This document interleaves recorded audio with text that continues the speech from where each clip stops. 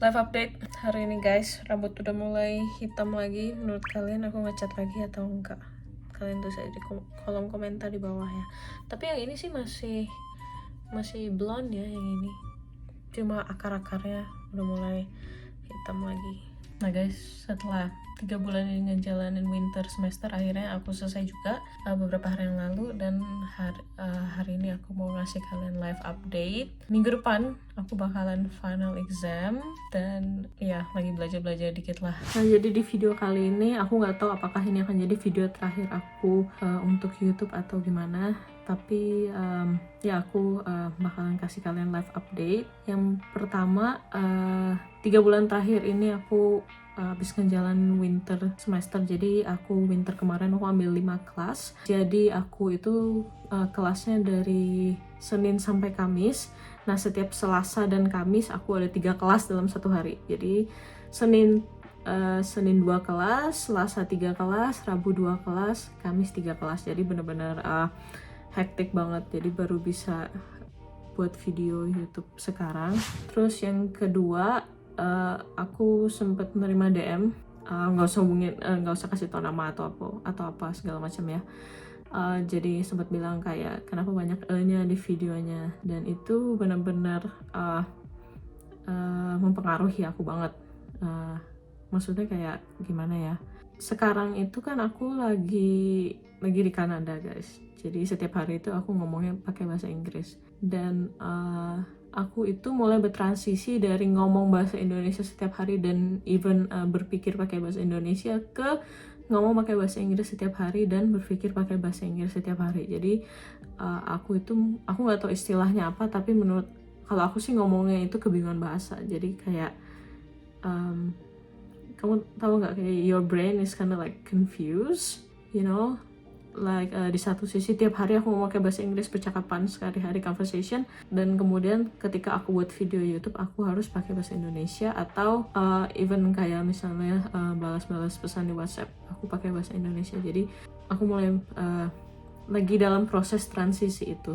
Jadi proses transisi, dan kadang sulit bagi aku untuk bertransisi dari satu bahasa ke bahasa yang lain dalam waktu yang singkat gitu. Atau bahkan ketika misalnya nih ya, misalnya aku lagi di kelas, atau misalnya aku lagi nggak usah di kelas deh, misalnya aku lagi di apartemen lagi misalnya belajar textbook dalam bahasa Inggris, kemudian misalnya ada temen yang misalnya chat di Instagram atau di WhatsApp dalam bahasa Indonesia, itu agak sulit bagi aku agak sulit karena aku harus bertransisi dari teks yang dalam bahasa Inggris kemudian tiba-tiba balas bahasa Indonesia. Jadi aku sih berharap kedepannya transisinya semakin smooth, semakin halus. Jadi aku nggak gimana ya, maksudnya nggak kesulitan lah. Terus yang ketiga aku mau ngomong tentang banyak DM yang masuk juga di Instagram tentang berbagai macam drama di di Indonesia sana.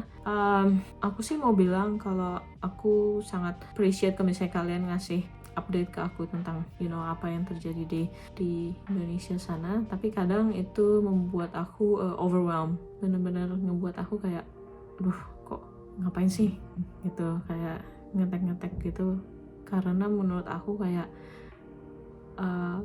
seperti yang kalian tahu sih, dari dulu aku kalau sama Wilona sama Mas segala macam, aku tuh nggak pernah mau ikut campur urusan misalnya kayak asmara, private life, personal life-nya Wilona dan Mama di Indonesia sana.